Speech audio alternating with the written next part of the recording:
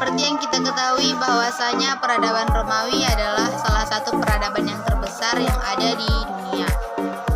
Namun, setiap peradaban pasti akan menemui titik mundurnya. Begitupun Romawi, yang mana ada beberapa faktor yang menyebabkan Romawi mundur, baik faktor eksternal maupun internal, seperti kedatangan suku bangsa barbar, lemahnya perekonomian, munculnya kekaisaran baru, invasi yang berlebihan, korupsi, invasi bangsa Hun, dan kelemahan militernya. Untuk lebih jelasnya, simak video kami berikut ini. Pada video ini kita akan membahas beberapa submateri. Yang pertama, kemunduran dan keruntuhan Romawi, faktor penyebab keruntuhan Romawi, warisan peradaban Romawi, peninggalan-peninggalan peradaban Romawi kuno, dan penemuan bangsa Romawi yang berpengaruh terhadap dunia. Materi yang pertama, kemunduran dan keruntuhan Romawi. Permasalahan internal yang kian menumpuk mengancam stabilitas dan integritas Roma. Pola kekaisaran Romawi yang berlangsung sampai beberapa abad melahirkan sejumlah dilema. Roma sebagai kerajaan dunia memiliki wilayah yang luas dan membutuhkan anggaran biaya yang banyak untuk tentara guna mempertahankan kekuatan militernya. Selain terdapat sejumlah faktor objektif seperti faktor politik, militer, sosial, ekonomi, ada juga faktor subjektif seperti kemunduran moral, spiritual, dan psikologis. Akibat keruntuhan Roma ternyata berakibat luas, tidak hanya di bidang politik, tetapi juga menyebabkan lumpuhnya seluruh perdagangan dan kehidupan warga, terutama perdagangan di Laut Tengah setelah hilangnya pasar Roma. Selama 3 abad semenjak keruntuhan Roma terjadilah anarki. Tidak ada keamanan perseorangan dan milik. Keruntuhan kekaisaran Roma juga menyebabkan hilang dan runtuhnya kota-kota besar, badan menyusutnya penduduk, menyebabkan warga desa menjadi tertutup. Pada masa tersebut kita sebut dengan Dark Age atau abad kegelapan. Keruntuhan kekaisaran Romawi adalah proses kemunduran yang disebabkan kegagalan kekaisaran dalam menegakkan kekuasaannya. Kekaisaran Romawi juga kehilangan kekuatan yang memungkinkan untuk melakukan Selanjutnya pada pembahasan yang kedua, faktor penyebab keruntuhan Romawi. Di sini ada beberapa faktor yang menyebabkan keruntuhan peradaban Romawi. Yang pertama, sistem suksesi yang tidak jelas.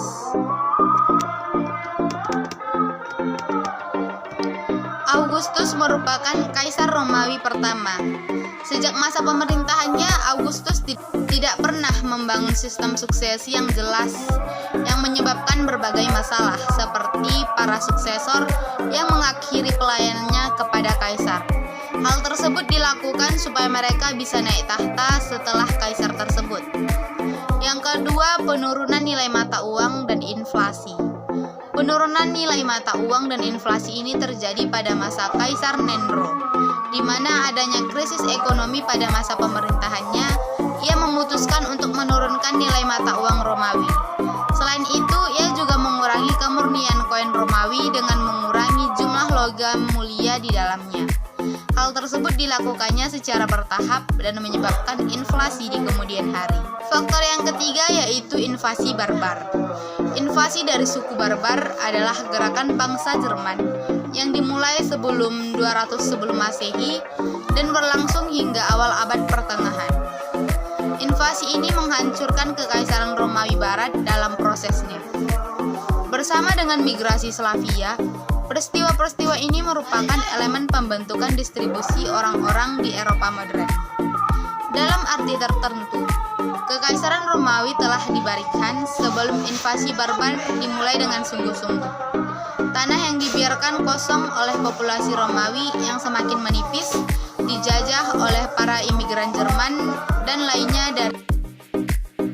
Selanjutnya, faktor yang keempat, masalah ekonomi dan ketergantungan pada kerja paksa.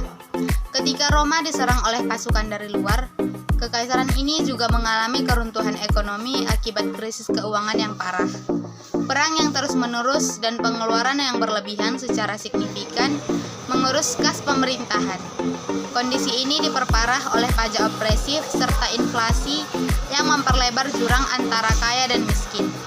Dengan harapan menghindari petugas pajak, banyak anggota kelas kaya bahkan melarikan diri ke pedesaan dan mendirikan wilayah kekuasaan yang independen. Pada saat yang sama, kekaisaran diguncang oleh defisit tenaga kerja. Perlu diketahui bahwasanya ekonomi Roma bergantung pada budak untuk menggarap ladangnya dan bekerja sebagai pengrajin. Akan tetapi saat ekspansi terhenti di abad kedua, pasokan budak Roma dan harta perang lainnya mulai menipis. Faktor yang kelima yaitu munculnya Kekaisaran Romawi Timur. Nasib Romawi Barat sebagian besar ditentukan pada akhir abad ketiga, ketika Kaisar Diocletian membagi kekaisaran menjadi dua bagian, yaitu Kekaisaran Barat berpusat di kota Milan dan Kekaisaran Timur di Bizantium, yang kemudian dikenal dengan Konstantinopel. Pembagian ini membuat kekaisaran lebih mudah diatur pada awalnya, tetapi seiring berjalannya waktu, kedua bagian wilayah itu mulai terpisah. Kekaisaran Timur dan Barat gagal bekerja sama untuk memerangi ancaman dari luar dan keduanya sering berselisih mempersoalkan sumber daya dan juga bantuan militer. Faktor yang keenam yaitu invasi berlebihan dan overspending di bidang militer. Pada puncak kejayaan Kekaisaran Romawi yang membentang dari Samudra Atlantik hingga Sungai Efrat di Timur Tengah, kendati demikian kemegahan tersebut juga menjadi awal dari kehancurannya. Dengan wilayah yang sangat luas untuk memerintah, Kekaisaran menghadapi mimpi buruk administratif dan logistik. Meskipun mereka memiliki sistem perhubungan yang sangat baik, orang Romawi tidak dapat berkomunikasi dengan cepat atau cukup efektif untuk mengelola wilayah mereka sendiri. Faktor yang ketujuh yaitu korupsi dan ketidakstabilan politik. Tercatat lebih dari 20 orang mencoba merebut tahta dalam rentang hanya 75 tahun. Biasanya pergantian penguasa terjadi setelah kaisar sebelumnya terbunuh. Ketika situasi memburuk, kebanggaan masyarakat berkurang dan banyak warga negara Romawi kehilangan kepercayaan.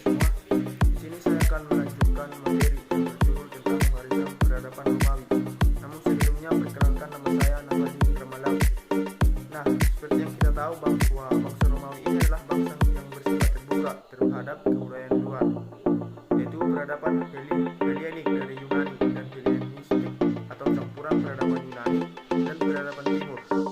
Mereka mengadopsinya kemudian dikembangkan menjadi satu peradaban yang baru. Adapun contoh warisan-warisan peradaban Romawi yang bisa dilihat di PPTK. Pertama, perkembangan ilmu pengetahuan.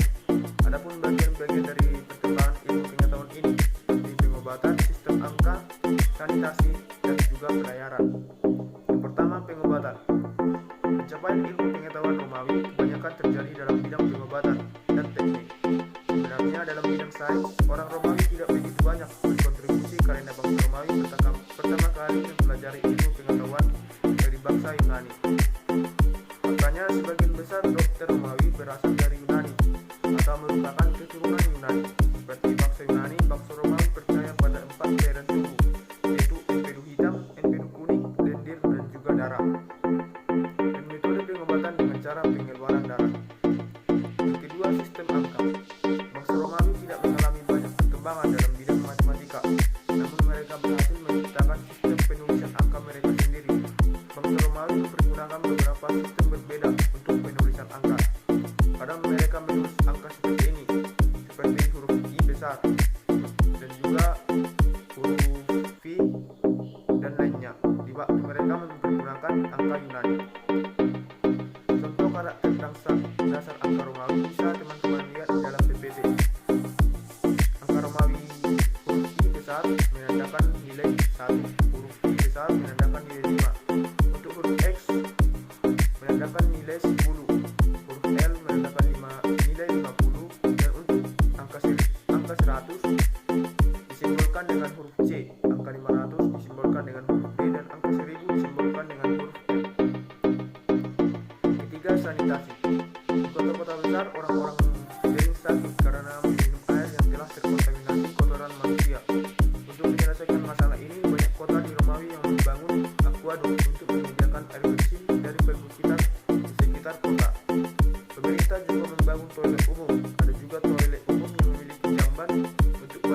sekaligus. Beberapa saluran pembuangannya masih dipergunakan hingga saat ini. Yang terakhir, pelayaran. Hingga perang Fenisia pertama pada tahun 264 sebelum Masehi, bangsa Romawi bukanlah pelaut dan mereka tidak memiliki angkatan laut.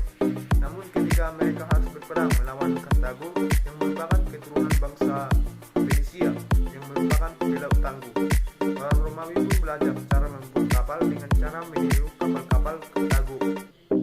Tidak lama setelah itu, pada tahun 100-an sebelum Masehi, Romawi berhasil menaklukkan Fenisia dan sejak itu kemampuan pembuatan kapal Romawi merupakan keberlanjutan dari pembuatan kapal Asia Barat.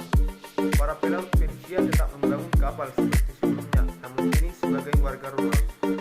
Yang kedua, perkembangan dalam seni dan sastra.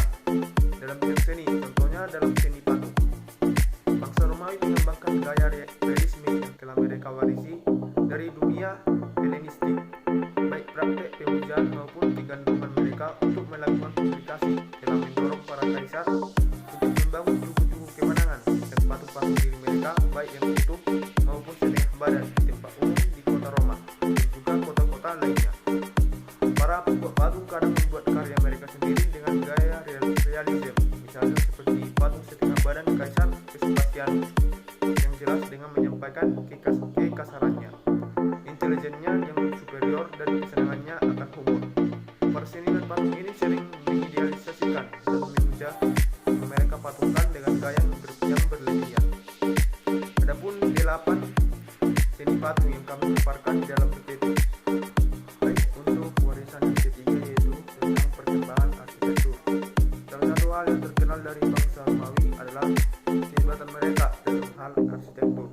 Bangsa Romawi banyak melakukan inovasi dalam bidang arsitektur. Bangsa Romawi menerapkan gaya Etruska dan Yunani yang mengkombinasikan 3 hal yang penting, yaitu tiang, gerbang melengkung, dan kubah. Sekitar 700 sebelum Masehi, bangsa Etruska memperkenalkan arsitektur Asia Barat ke Italia dan mengajarkannya pada bangsa Romawi.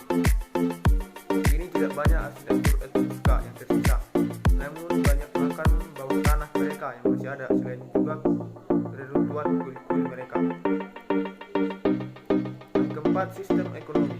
Masyarakat Romawi berprofesi sebagai petani karena awal masuk mereka yaitu sebagai bangsa petani yang kemudian mengalahkan bangsa Etruska. Kemudian kegiatan yang menjadi faktor penggerak ekonomi Romawi adalah perdagangan dengan ditemukannya bukti arkeologis, yaitu berupa bangkai kapal yang di dalamnya terdapat bukti-bukti yang bermuatan anggur, buah ceri, buah zaitun, dan anggapan berdagang semakin besar. Mereka biasanya menjual hasil panen mereka di pasar kota atau forum komunum. Petani Romawi membayar pajak sebagian dengan uang, sebagian lagi dengan hasil panen mereka. Dan warisan yang terakhir yaitu sistem kepercayaan. Peradaban Romawi juga mendapat pengaruh besar dari peradaban Yunani, termasuk kepercayaan yang bersifat politeisme. Bangsa Romawi juga menyembah dewa-dewa bangsa Yunani, namun namanya disesuaikan dengan nama-nama Romawi. Adapun banyak dewa dan dewi Yunani yang diserap hampir tidak ada perubahan. Contohnya, yang pertama dewa Jupiter menjadi dewa Zeus yang menunjukkan dewa-dewa Yunani juga sebagai dewa langit. Yang kedua, Dewi Juno mengambil tabiat dari Dewi Hera, yakni Dewi Yunani, perjuangan kaum wanita dan Dewi perkawinan. Yang ketiga, Dewi Mars mengambil ahli sifat Dewa Ares, yakni Dewa peperangan. Selanjutnya, Dewa Merkurius mengambil ahli sifat-sifat Dewa Hermes, yakni Dewa kuil. Yang kelima, Dewi Diana mengambil ahli sifat Dewi Artemis, yakni Dewa perburuan. Yang keenam, Dewa Neptunus mengambil alih sifat Dewa Poseidon, yakni Dewa laut. Yang ketujuh, Dewi Venus mengambil alih sifat Dewi Aphrodite yang cantik berseri-seri. Terakhir, Dewa Apollo yang tidak diubah namanya oleh bangsa Romawi sebagai Dewa tari, nyanyi, dan olahraga. Itulah kira-kira tentang judul warisan peradaban Romawi. Sekarang kita masuk ke judul baru yaitu tentang peninggalan peradaban Romawi kuno. Sebenarnya peninggalan bersejarah Romawi kuno telah dibahas secara include sebelumnya. Oleh karena itu, berikut adalah beberapa peninggalan seni bangunan tidak luput dari bahasan sebelumnya. Peninggalan Romawi pada masa kekaisaran dalam bidang seni bangunan ini jumlahnya sangat banyak. Bangunan-bangunan monumen tersebut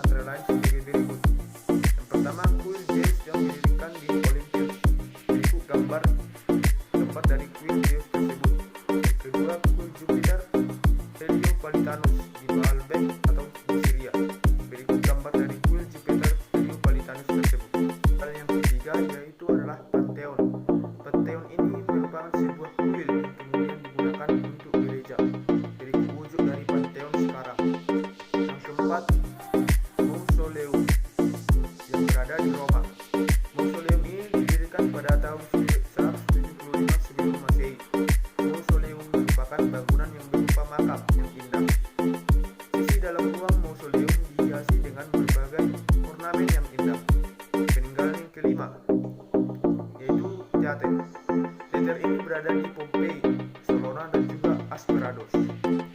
Yang keenam, amfiteater. Berikut gambar dari amfiteater 1. Amfiteater merupakan perpaduan dua buah teater yang digunakan untuk pertunjukan mengadu benteng dan perkelahian gladiator.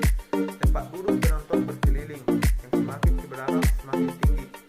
Pada masa Kaisar Vespasianus tahun 695 Masehi, amfiteater dipergunakan untuk perang-perangan seperti di Laut Bebas dan juga sirkus. Tempat untuk berpacu kuda yang menarik kereta beroda dua. Ketujuh adalah bangunan istana. Bentuk bangunan istana pada masa bangsa Romawi. Yang kedelapan adalah gerbang kemenangan. Adapun yang terakhir merupakan tiang kemenangan. Nah, kiranya begitulah peninggalan-peninggalan peradaban Romawi yang ada hingga saat ini. Sedikit dari saya, terima kasih.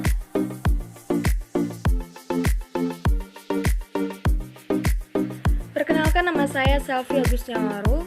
Hari ini saya akan melanjutkan penjelasan mengenai penemuan bangsa Romawi yang berpengaruh terhadap dunia.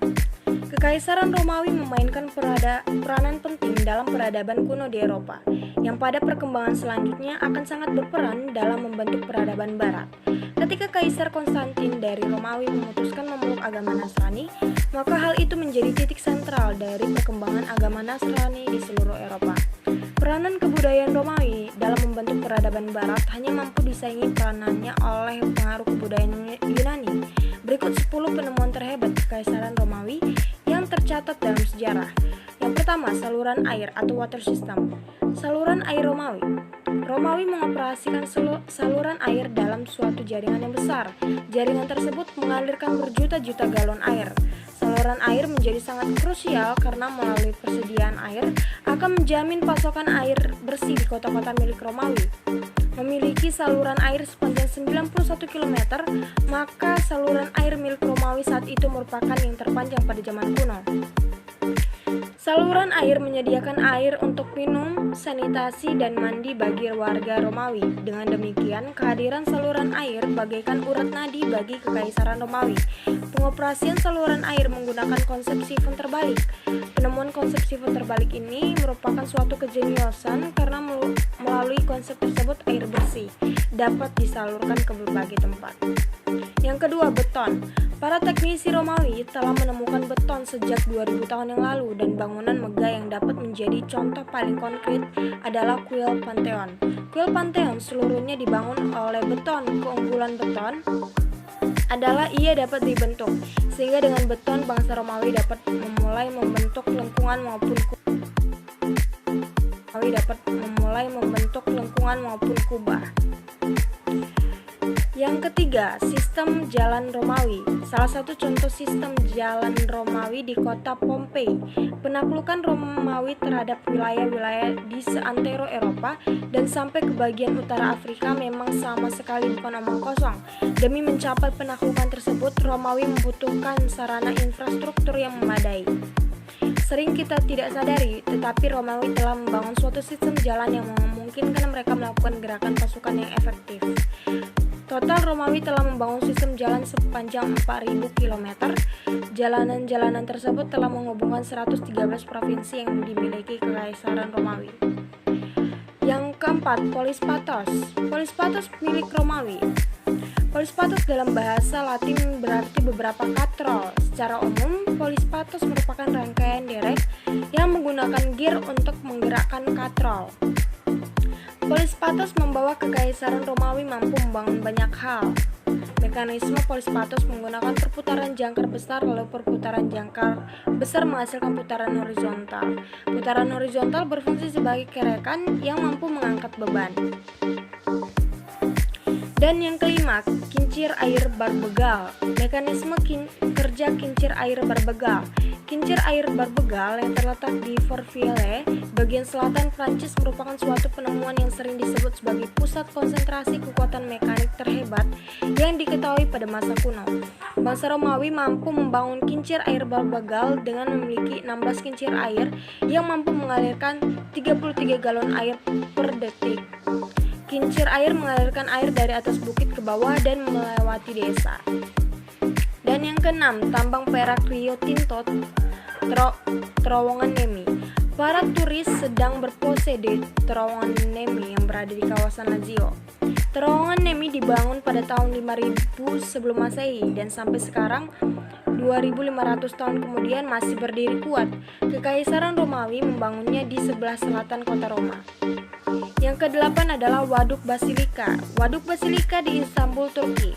Dulu adalah bukti kekuasaan dan kehebatan Konstantinopel. Kekaisaran Romawi membangun Waduk Basilika di kota Konstantinopel atau sekarang namanya Istanbul di Turki.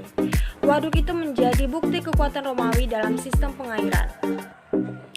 Waduk Basilika berfungsi sebagai sumber air dan menjadi bagian dari sistem pertahanan kota Konstantinopel. Waduk Basilika dibangun oleh 7.000 orang budak. Waduk tersebut berada di bawah tanah lalu memiliki panjang 120 meter dan lebar 60 meter. Untuk menjaganya tetap kuat, waduk tersebut disokong oleh 336 tiang meter.